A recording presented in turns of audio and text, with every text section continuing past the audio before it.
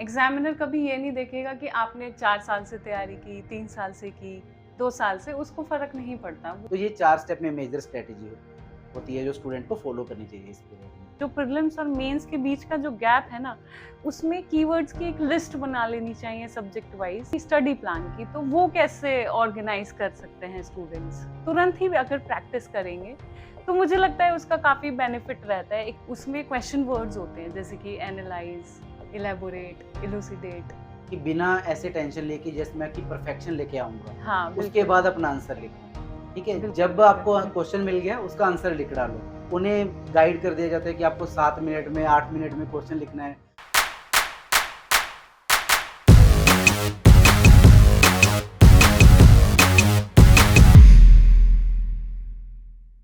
Hello aspirants, I welcome you all in this conversational video of walk and talk show.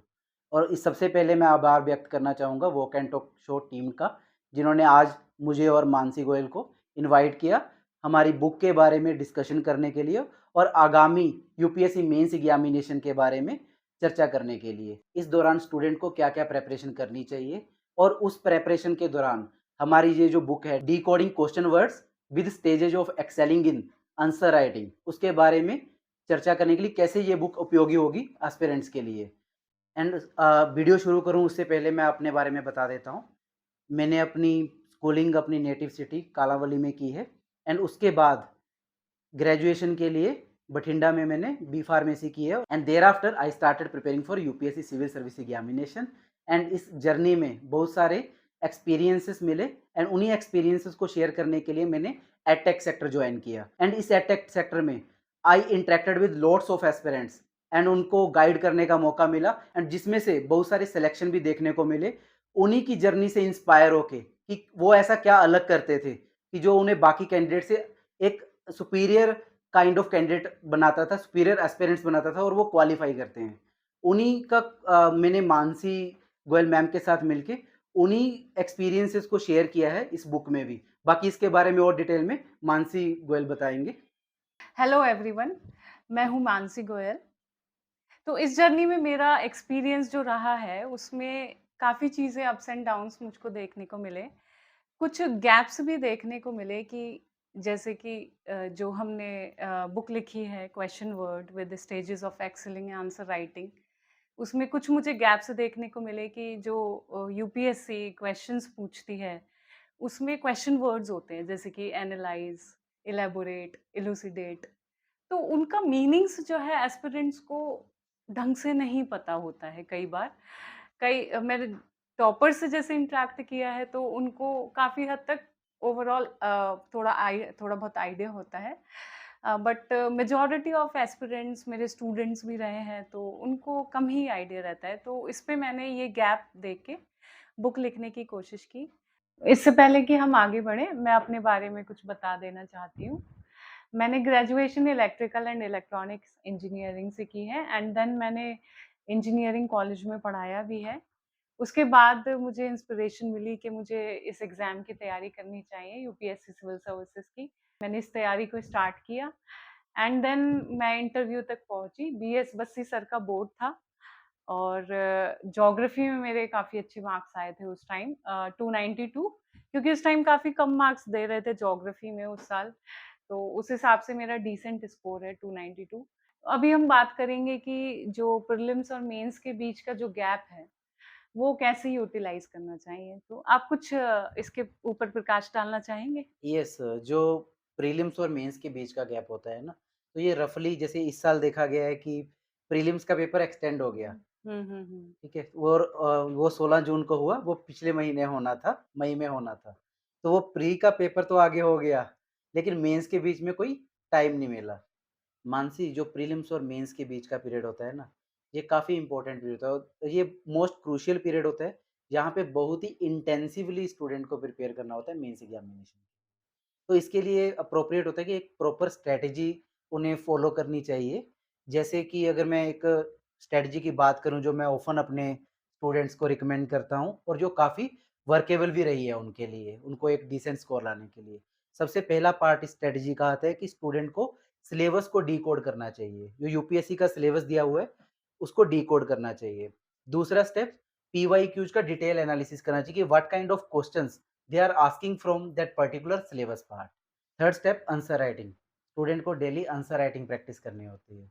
उन्हें regular PYQs की practice होगी, mock test हो गए, इन सबको लगाना रहता है। ठीक है, उसी से स्टूडेंट को पता चलता है कि कहाँ पे उनको चैलेंज आ रहा है, कहाँ पे वो कमियाँ रह रही हैं उनके आंसर्स में, where they are lacking, where they are unable to write properly, where they are not understanding the demand of the question.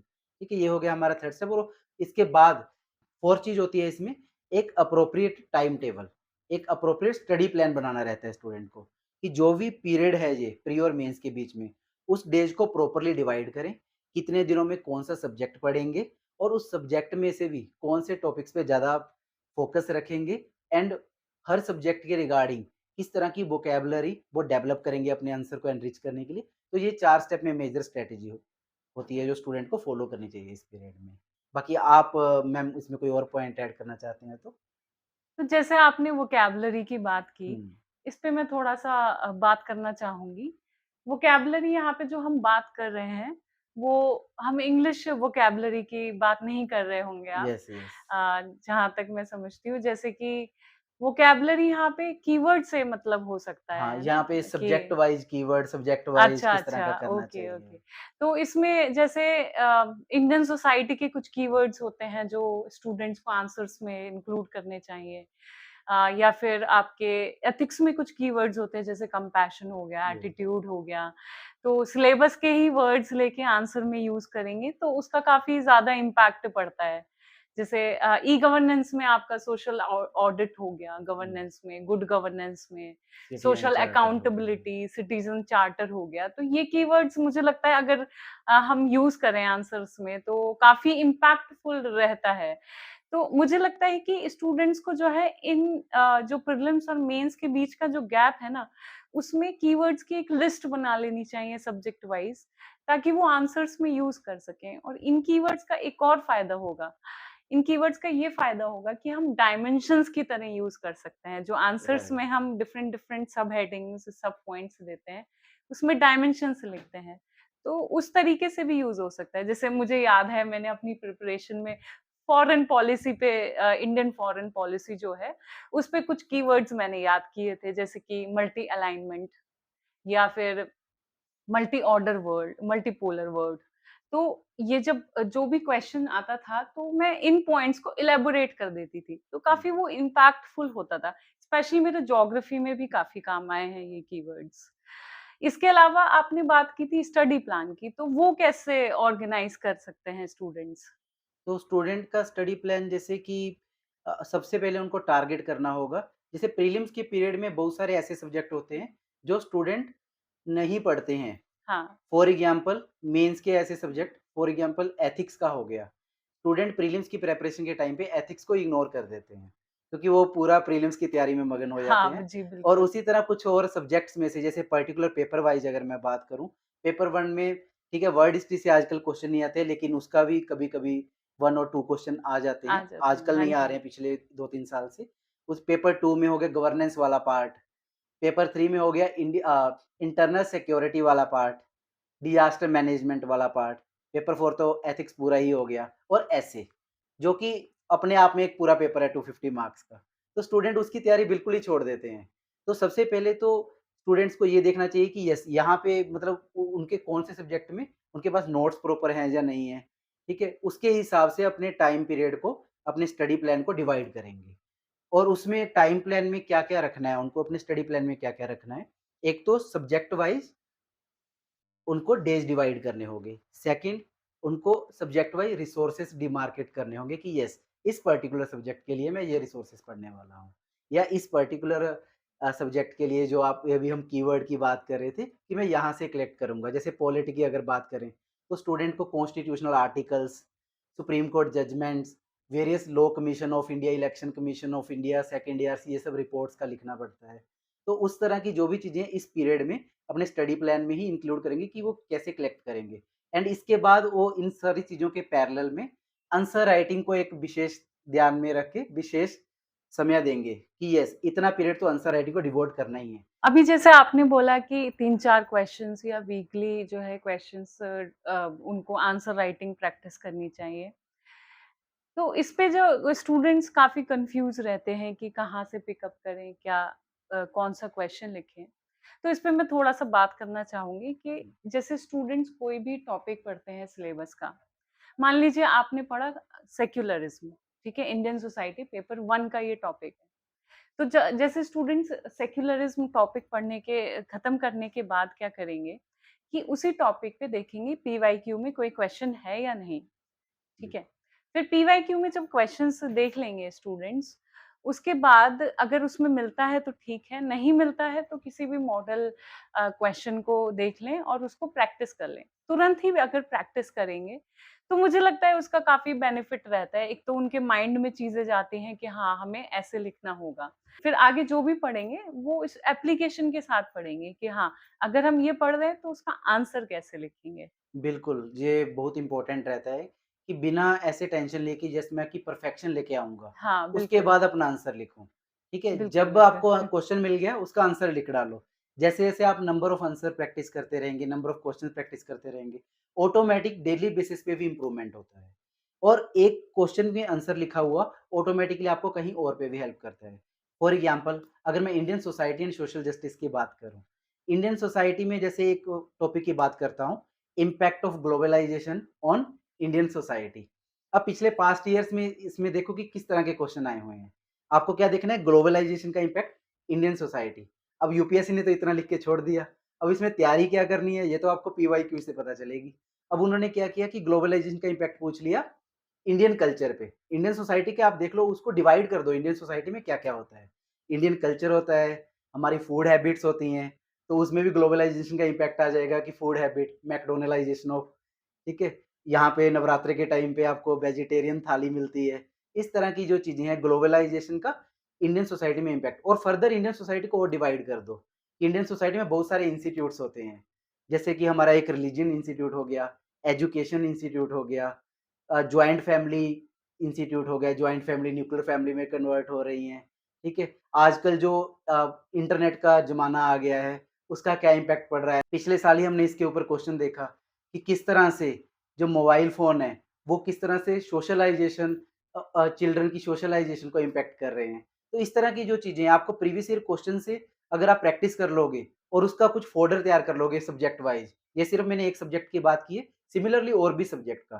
Folder तैयार कर लेंगे पीवाईक्यू को लिख के ऑटोमैटिकली वो मेंस एग्ज़ाम में एक अच्छा स्कोर कर पाएँगे। तो ये काफ़ी इम्पोर्टेंट रहता है कि पीवाईक्यूज़ को प्रॉपर्ली प्रैक्टिस करो। Apart from PYQ they can join any test series, optional की टेस्ट सीरीज़ कर सकते हैं, जीएस की टेस्ट सीरीज़ कर सकते हैं so that they can practice on a regular basis. तो ये चीज़ होनी चाहिए आंसर प्रैक्टिस में और लेकिन आंसर राइटिंग करते हुए कुछ कोर चीज़ें भी होती हैं जो हमें ध्यान रखनी चाहिए। जैसे कि सबसे पहली कोर चीज़ की मैं बात करूँ, स्टूडेंट क्या करते हैं, लिखना तो शुरू कर लेते हैं, लेकिन सिर्फ़ कई बार लिखने के लिए लिखते रहते हैं या फिर उन्हें गाइड कर दिया जाता है कि आपको 7 मिनट में, 8 मिनट में क्वेश्चन लिखना है। वो सामने क्लॉक रख रख लेते हैं, मैंने लाइब्रेरी में भी देखा है, क्लॉक रख के लिखना शुरू कर दिया। उसमें जी, क्वालिटी है या बिल्कुल, नहीं है बिल्कुल। तो कोई फ़र्क नहीं पड़ता। बिना क्वेश्चन की डिमांड समझे, बिना उसके अंदर किस तरह का वैल्यू ऐड कर सकते हैं, आप इस बारे में क्या राय रखते हैं? जैसे स्टूडेंट्स प्रैक्टिस करते हैं आंसर राइटिंग, तो उनको बता दिया जाता है कि आप 8 मिनट के अंदर एक आंसर लिख लो। अब स्टूडेंट ये बात तो ध्यान रख लेते हैं कि 8 मिनट के अंदर एक आंसर लिखना है, बट आंसर में क्या लिखना है? कई बार ऐसा होता है स्टूडेंट्स प्रैक्टिस करने लगते हैं 8 मिनट के अंदर हुँ, आंसर लिखना है, तो वो क्वालिटी पे ध्यान नहीं दे पाते। उनके सिर्फ फोकस रहता है क्वांटिटी पे कि 8 मिनट्स के अंदर जितना लिख पा रहे हैं लिख दो। बट यूपीएससी के आंसर्स में अगर आप देखोगे तो क्वालिटी बहुत ज़्यादा मैटर कर जाती है। बिल्कुल। तो अगर हम क्वालिटी की बात करें, हम एक आंसर को डिवाइड कर सकते हैं चीज़ों में, कि एक आंसर को किस तरीके से लिखना चाहिए। उसके लिए कुछ प्रीरिक्विज़िट्स होती हैं, जैसे कि ओके। कौन-कौन से प्रीरिक्विज़िट की बात कर रहे हैं? जैसे कि पहला प्रीरिक्विज़िट होता है कि आप समझेंगे कि क्वेश्चन की डिमांड क्या है, हुँ, क्वेश्चन का कॉन्टेक्स्ट क्या है। बिल्कुल, क्या क्वेश्चन पूछा है? अगर सेक्युलरिज़्म के बारे में पूछा है तो इंडियन सेक्युलरिज़्म या फ्रांस का सेक्युलरिज़्म, बिल्कुल। दोनों को कंपैरिज़न पूछा है। अगर उन्होंने पूछा है कंपैशन के बारे में, तो कंपैशन के नेगेटिव एट्रिब्यूट्स भी होते हैं, पॉज़िटिव एट्रिब्यूट्स भी होते हैं, तो हमें कौन से एट्रिब्यूट्स हाइलाइट करने हैं। तो ये सब चीज़ें हमको ध्यान में रखनी होगी जो कि डिमांड में आ जाता है। दूसरी चीज़ होती है आपकी क्वेश्चन वर्ड्स। क्वेश्चन वर्ड्स क्या होते हैं जैसे कि एनालाइज़, क्रिटिकली कमेंट, जो एक डायरेक्शन देंगे, जो एक फ्लो देंगे आपके आंसर को। जैसे कि अगर क्वेश्चन में एनालाइज़ है, तो एनालाइज़ वर्ड जो है, वो क्वेश्चन के 2 कीवर्ड्स के रिलेशन के बारे में बात करता है। जैसे कि terrorism is emerging as an competitive industry, analyse the statement. तो टेररिज्म और कॉम्पिटिटिव इंडस्ट्री के बीच में इन दोनों में रिलेशन हमको व्यक्त करनी होगी। बाकी आप भी बताइए कि एनालाइज़ को हम कैसे ओपन अप करें? यस बिल्कुल क्या होता है कि स्टूडेंट क्वेश्चन पढ़ लेता है और जो उसको पता होता है वो लिखना स्टार्ट कर देता है, हाँ जी, बिना उसकी बिल्कुल, एग्ज़ैक्टली बिल्कुल, डिमांड ये तो समझे होता है। कि क्वेश्चन की स्टेटमेंट पढ़ी, क्वेश्चन में आ गया जैसे अभी इसी क्वेश्चन को डिस्कस कर लेते हैं कि terrorism is emerging as a competitive industry. इसको एनालाइज़ करना है जैसे। स्टूडेंट क्या करते हैं कि इसमें देखा टेररिज्म वर्ड है, तो कोई इंडस्ट्री आ गई, टेररिज्म के इकोनॉमिक इफ़ेक्ट लिखने शुरू कर दिए, इकोनॉमिक कॉज़ लिखने शुरू कर दिए। मेरे याद है मैंने इस क्वेश्चन को कुछ स्टूडेंट से लिखवाया था और उन्होंने हर किसी ने अलग-अलग चीज़ें लिख दी। टेररिज्म की डेफिनिशन लिख रहे हैं, ठीक है? लेकिन किसी ने भी जो इस डायरेक्टिव वर्ड, क्वेश्चन वर्ड पे ध्यान नहीं दिया। जहाँ पे पूछा गया था एनालाइज़। एनालाइज़ का मतलब कि हमें उस स्टेटमेंट को इन्वेस्टिगेट करना है। whether that particular statement is valid और इनवैलिड। तो आपको आर्गुमेंट्स देने हैं कि वैलिड है तो किस तरह से वैलिड है, उसके नीचे आप 2-3-4 पॉइंट दोगे। फिर आप बताओगे कि इनवैलिड है, अगर ये स्टेटमेंट इनकरेक्ट है, तो इनकरेक्ट क्यों है उसके आर्गुमेंट्स दोगे। And after analysing both the things आप एक अपना इन्फ्रेंस दोगे, अपनी उसको इन्वेस्टिगेट करके फाइनल एक कंक्लूडिंग स्टेटमेंट दोगे। लेकिन स्टूडेंट यही चीज़ समझ नहीं पाते, डायरेक्टिव वर्ड एनालाइज़। वो एनालाइज़ की जगह कई बार तो इलैबोरेट करके चले जाते हैं, कई बार उसके रीज़न्स लिख के चले जाते हैं, कई बार उसको डिस्कस करके चले जाते हैं। तो ये डायरेक्टिव वर्ड जो होता है बहुत ही इम्पोर्टेंट रोल प्ले करता है। तो सबसे पहले स्टूडेंट को डायरेक्टिव वर्ड का मीनिंग जानना चाहिए। इवन बहुत सारे अगर आप टॉपर टॉक देखोगे, वो भी रिकमेंड करते हैं कि क्वेश्चन की डिमांड को समझो, उसके डायरेक्टिव वर्ड को देखो। टॉपर ने इस चीज़ को स्पेसिफिकली एम्फेसिस किया है। और मैंने भी देखा है कि यस, जो टॉपर्स की कॉपीज़ के आंसर देखोगे, तो उसमें जी, जी, प्रॉपर बिल्कुल। एक जस्टिफिकेशन होती है डायरेक्टिव वर्ड की। वेरी राइट, इसको ये काफ़ी इंपॉर्टेंट रोल प्ले करता है कि डायरेक्टिव वर्ड की नॉलेज होनी चाहिए। एंड हमारी पूरी बुक ही तो इसी बारे में है कि हाँ, हर हम डायरेक्टिव वर्ड को कैसे आपको ब्रेक डाउन करना है। कैसे डायरेक्टिव वर्ड आपके पूरे क्वेश्चन को स्ट्रक्चर प्रोवाइड करेगा। कैसे उसमें इंट्रोडक्शन या कैसे बॉडी पार्ट को फर्दर स्ट्रक्चरिंग देनी है। कैसे अलग-अलग पार्ट्स में डिवाइड करके कैसे उसका कंक्लूजन होना चाहिए। किस डायरेक्टिव वर्ड से किस तरह की एक्सपेक्टेशन रख रहा है यूपीएससी। तो ये सारी चीज़ें ऑलरेडी हर डायरेक्टिव वर्ड के साथ बुक में भी दी गई हैं। स्टूडेंट उसे भी रेफर कर सकते हैं इस चीज़ों के लिए। अच्छा, डायरेक्टिव वर्ड्स तो अब समझ में आ गए, हुँ। क्वेश्चन की डिमांड्स भी समझ में आ गई। बट इसके अलावा कैसे प्रोसीड करे स्टूडेंट? ये तो मेरे ख्याल से बेसिक्स हो गए यस। हैं। इसके अलावा क्या करना चाहिए उसको? यस बिल्कुल, ये तो सिर्फ़ एक ना आप हम बोलते हैं कि इनिशियल स्टेप है, कि अब आप जर्नी में एंटर कर चुके हो, आंसर लिखना शुरू कर दिया, आपने answer as per the demand लिखना शुरू कर दिया। आपका फर्स्ट स्टेप यहाँ पे कंप्लीट होता है। लेकिन it's not the final step. ये आपको एक डिसेंट स्कोर या एवरेज मार्क्स दिला देगा, but now you have to score well in the mains examination to get a good marks as well as a top rank. उन दोनों चीज़ों को ध्यान में रखते हुए कुछ और चीज़ें होती हैं आंसर में, जिसको हम बोलते हैं कि आंसर को एनरिच करना है अभी आपको, जिसको पर्टिकुलरली मैं बोलता हूँ वैल्यू एडिशन स्टेज या क्रिएटिव एंड इनोवेटिव स्टेज। इसमें क्या-क्या रहता है? सबसे पहले तो इसमें रहता है कि कंटेंट एनरिचमेंट, कि आपने अब एक आंसर लिख दिया, आपने आर्गुमेंट्स दिए किसी बॉडी पार्ट में, किसी पॉइंट के अंडर। अब उस आर्गुमेंट को हर आर्गुमेंट को सब्सटेंशिएट कर दो।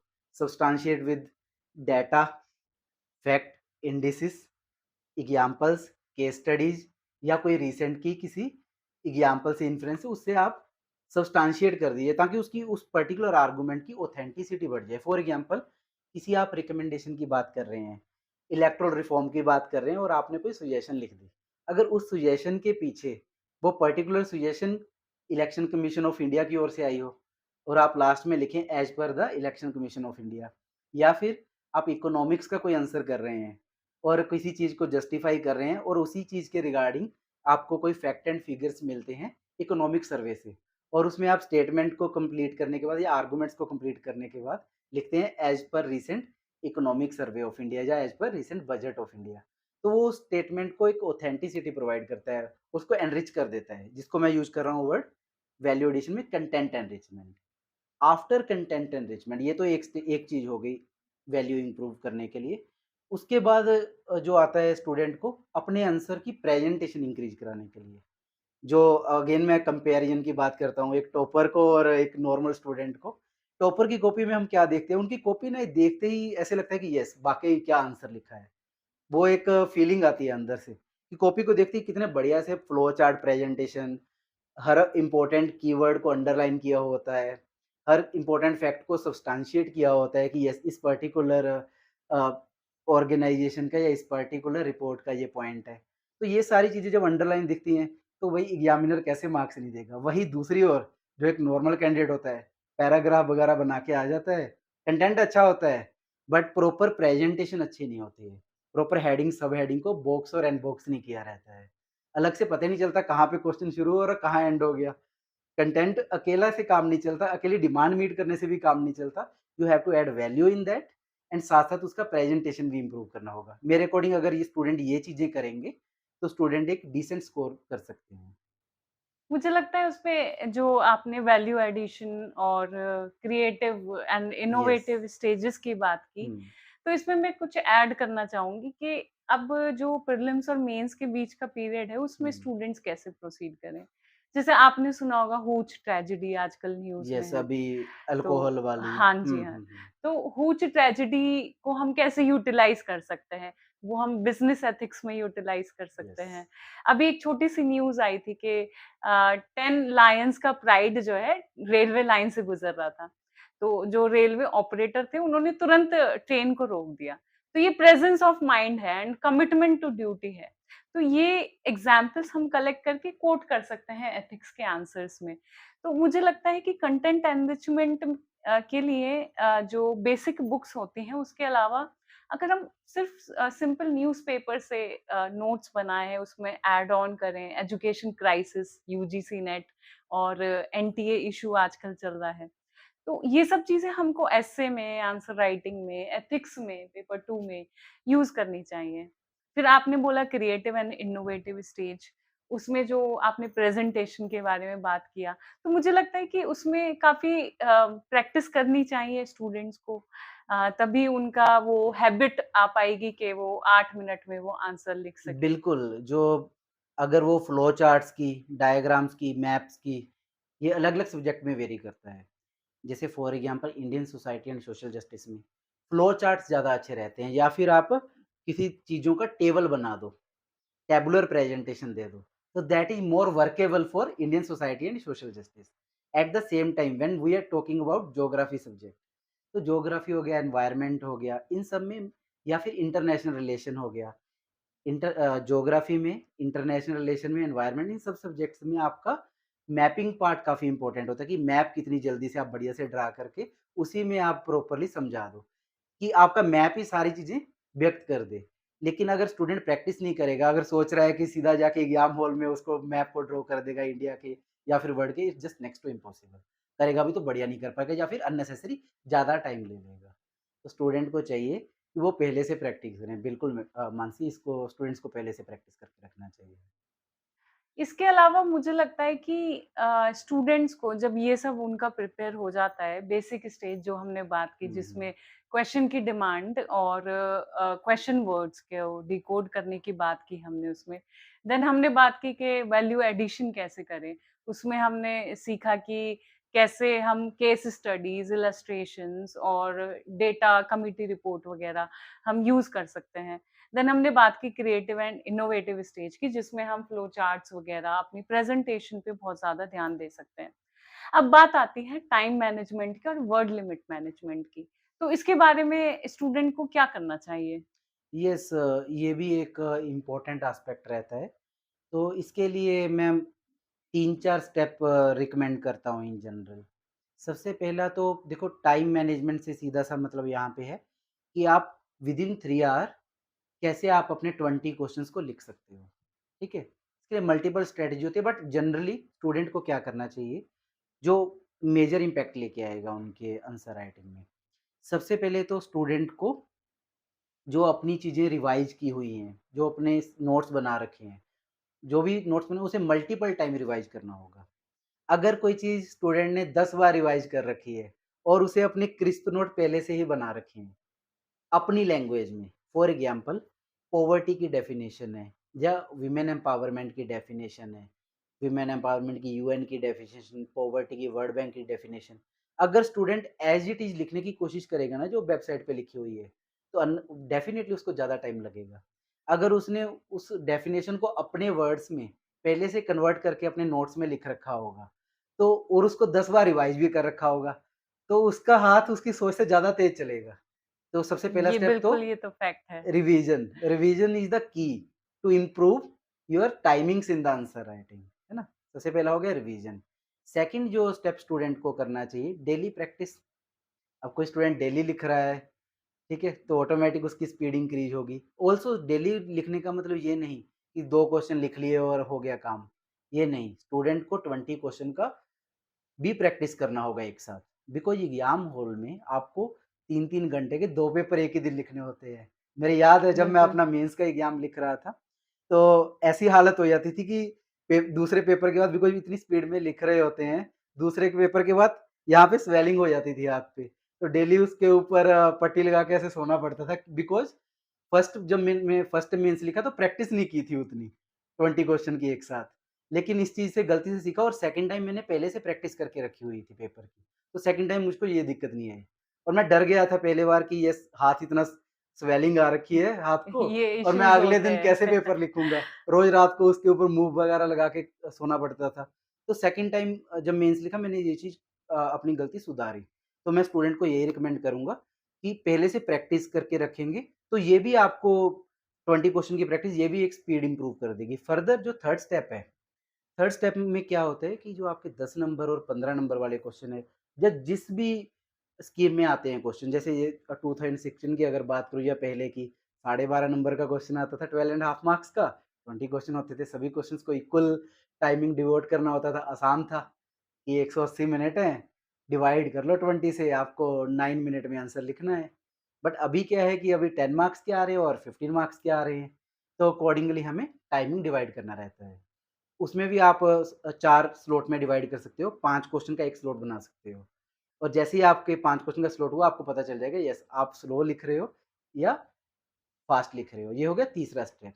फोर्थ स्टेप जो मैं स्टूडेंट को रिकमेंड करता हूँ, वो ये है, जो काफ़ी बेनिफिशियल भी रहता है कि एक्चुअल एग्ज़ाम से जस्ट 1 आवर पहले, जब आप एग्ज़ाम हॉल के बाहर बैठे हो, ठीक है?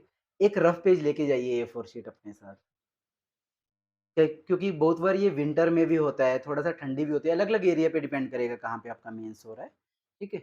तो मैं अपना एक्सपीरियंस से बोल रहा हूँ कि मैंने एक बार बिल्कुल ठंड में लिखा था, तो हम क्या करते थे कि पेपर 3 घंटे में कंप्लीट करना है, पेपर से 1 घंटा पहले जब बाहर सेंटर पे वेट कर रहे हैं, तो ए4 शीट पे रफ एक आंसर लिख के रख लेते थे, तो हाथ भी थोड़ा-सा फ्लो में आ जाता था और आपका ब्रेन भी प्रोसेस करना शुरू कर देता है फास्टर।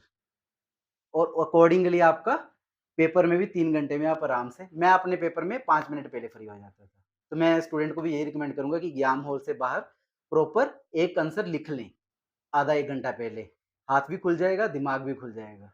तो ये कर सकते हैं। बाकी आप कैसे करते थे मैम इसमें? ये काफ़ी अच्छी स्ट्रैटेजी आपने बताई हुँ, कि एग्ज़ाम से पहले एक आंसर लिख लें, रेदर देन मैंने देखा है स्टूडेंट्स पढ़ने लगते हैं, हुँ, बट मुझे लगता है उससे माइंड एग्ज़ॉस्ट हो जाता है। उससे बेटर है आप एक आंसर लिख जाएँ, आपका ब्रेन उस लाइन में प्रोसेस करने लगेगा। यस, ये एस्पेक्ट आपने इमोशनल इंटेलिजेंस का काफ़ी अच्छे से हाइलाइट यस। किया। इसके अलावा मैं एक और चीज़ ऐड ऑन करना चाहूँगी, जैसे आपने रिविज़न की बात की हुँ, कि मल्टीपल रिविज़न्स होने चाहिए, टाइम लिमिट में लिखने के लिए या वर्ड लिमिट में लिखने के लिए। तो जब हम मल्टीपल रिविज़न्स कर रहे हैं, तो हम एक और चीज़ उसमें ऐड कर सकते हैं कि इमेजिन कर सकते हैं कि हाँ, अगर पॉवर्टी की डेफ़िनिशन मैं नोट्स में अपने बनाऊँगा या बना रही हूँ, तो उसको मैं इंट्रोडक्शन में लिखूँगी, चाहे पॉवर्टी का कोई भी क्वेश्चन आए। बट उसमें थोड़ा-सा इंट्रोडक्शन को क्वेश्चन की डिमांड में मोल्ड कर देना चाहिए। बिल्कुल।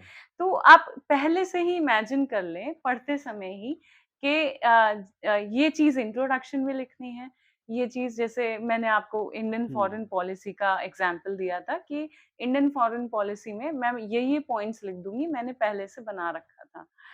ऐसे ही एक बार मैं लैंड रिवेन्यू पॉलिसी पढ़ रही थी ब्रिटिशर्स की, तो उसमें इम्पैक्ट की बात की, जैसे ये रियातवारी सेटलमेंट, महलवारी सेटलमेंट के इम्पैक्ट क्या रहा। तो अब इम्पैक्ट आप ओपन एंडेड लिख देंगे, कई बार अगर बिना प्रैक्टिस किए हुए होंगे। बट अगर हम इसको स्टेक होल्डर अप्रोच से डिफरेंट डायमेंशंस में डिवाइड करें, जैसे कि पीजेंट पे क्या इम्पैक्ट पड़ा, ज़मींदार्स पे क्या इम्पैक्ट पड़ा या फिर ब्रिटिशर्स पे क्या इम्पैक्ट पड़ा, तो 3 पॉइंट्स तो हमारे ऐसे ही तैयार हो गए with multi stakeholder examples. Approach हो गया। हाँ, बिल्कुल, जैसे multi hmm. Stakeholder approach. आपने terrorism as an competitive yes. Industry की बात की, उसमें आपने इंडस्ट्री से लिंक किया हम्म। और फिर उसको समझाया कि कैसे उसको डिफरेंट डायमेंशंस में, जैसे इकोनॉमिक्स के लिए एक इंडस्ट्री खड़ी करने के लिए क्या-क्या चीज़ों की ज़रूरत होती है।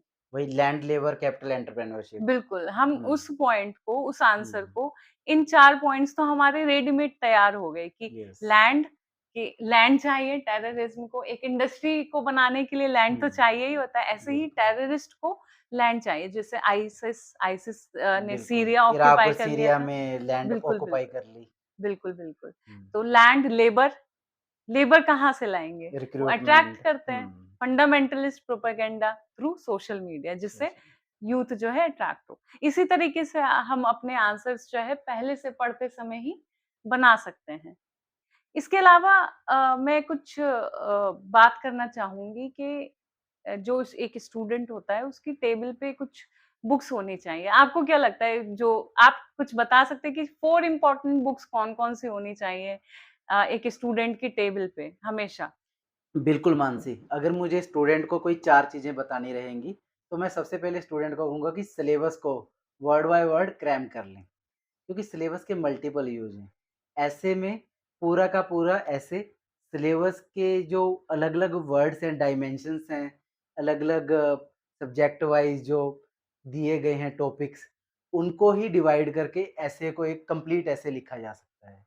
ठीक है? सबसे पहला तो सिलेबस रटा होना चाहिए। एथिक्स में सिलेबस से ही बहुत सारे आंसर लिखे जाते हैं। केस स्टडी के अंदर सिलेबस से ही टर्मिनोलॉजी उठा के आप एक अच्छा आंसर लिख सकते हो। तो सिलेबस तो इसमें रामबाण है एक तरह का कि रटा होना चाहिए स्टूडेंट को। और दूसरी चीज़ मैं रिकमेंड करूँगा, पीवाईक्यू का कोई क्वेश्चन बैंक हो सकता है स्टूडेंट की टेबल पे स्टूडेंट के पास, या फिर पीवाईक्यू उन्होंने डाउनलोड किए हो सकते हैं। उनको पीवाईक्यू लगातार देखते रहना चाहिए सब्जेक्ट्स के, तभी उनको पता चलेगा किस एरिया में या किस डायमेंशन में यूपीएससी किसी टॉपिक को पूछता है। ठीक है? सेकंड चीज़ ये हो गई। और तीसरी चीज़ जो कंपल्सरी स्टूडेंट के पास होनी चाहिए, उनके क्रिस्प नोट्स। उनको इस पीरियड में या इससे पहले भी उन्होंने अपने नोट्स को क्रिस्प कर लेना चाहिए, प्रिसाइज़्ड कर लेना चाहिए, जो एक्चुअली वो एग्ज़ाम में लिखने वाले हैं। हर सब्जेक्ट वाइज़ उनके पास छोटे-छोटे कुछ नोट्स होने चाहिए। या फिर अगर नोट्स नहीं, तो at least value addition material होना चाहिए, जो हम अभी बात कर रहे थे, data, indices, reports, case studies, example, या फिर सब्जेक्ट वाइज़ वोकैब्युलरी। थर्ड चीज़ ये होनी चाहिए स्टूडेंट के पास रहेगी। एंड लास्ट जो स्टूडेंट के पास होना चाहिए, हमारी book, decoding question word with stages of excelling in the answer writing, because ये बुक मल्टी कुछ यूज़ तो हमने ऑलरेडी वीडियो में बता दिए हैं, बाकी रेस्ट ऑफ द यूज़ आप शेयर कर सकते हैं हमें।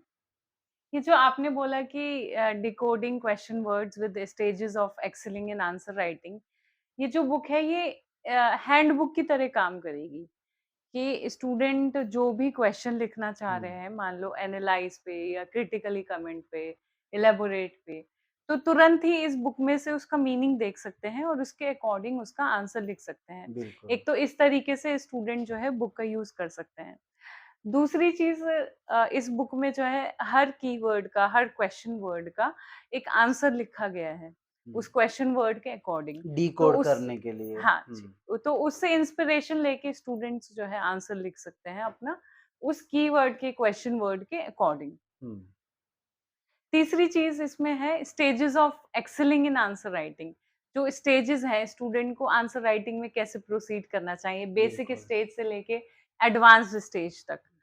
तो वो स्टेप बाय स्टेप इसमें प्रोसेस दे रखा है विद एग्जांपल्स। क्वेश्चन को डिकोड करके एक एग्जांपल भी दे रखा है, हर एक स्टेज में कैसे स्टूडेंट प्रोसीड कर सकते हैं। हुँ, तीसरी चीज़ जो इस बुक में दे रखी है, यूपीएससी के इंस्ट्रक्शंस, जो बुक की यस, बहुत नेग्लेक्टेड पार्ट होता है स्टूडेंट्स का। एंड अगर वो इंस्ट्रक्शंस नहीं पढ़ेंगे और रैंडमली कुछ भी लिख के आएँगे हम आंसर शीट में, तो मेबी हो सकता है कि वो शीट ही कैंसल हो जाए। तो वो instructions, seeing the importance of these instructions, वो इस बुक में मेंशन किए गए हैं। बिल्कुल, ये जो इंस्ट्रक्शन की बात कर रहे हैं, ये तो काफ़ी रेलेवेंट पार्ट होता है। ये यूपीएससी ने अपनी वेबसाइट पे ही दिया हुआ है। स्टूडेंट क्या है कि वेबसाइट वगैरह तो देखते नहीं हैं, बस किसी कई बार कोचिंग टाइम भी इंस्टीट्यूट नहीं को होता। जॉइन कर लिया, कई बार टाइम भी नहीं होता है। तो यूपीएससी ने कुछ इंस्ट्रक्शन दी हुई हैं, हर सब्जेक्ट वाइज़ इंस्ट्रक्शन है, कि भई ऐसे का पेपर है, उसकी कुछ इंस्ट्रक्शन है। जीएस के पेपर्स हैं, उसकी कुछ इंस्ट्रक्शन है। जो सब्जेक्ट के क्वेश्चन्स होते हैं, जैसे इंग्लिश और जो रीजनल लैंग्वेज का इंस्ट्रक्शन है उसकी कुछ। साथ ही आंसर शीट में भी क्या-क्या चीज़ों का ध्यान रखना चाहिए, उसके लिए भी निर्देश दिए गए हैं। जैसे लेफ्ट और राइट साइड में कुछ नहीं लिखना होता, ठीक है? कुछ अपना जय श्री राम, ओम, ईसाई वाला या किसी भी धर्म का कोई भी साइन वगैरह नहीं बनाना होता शीट के ऊपर।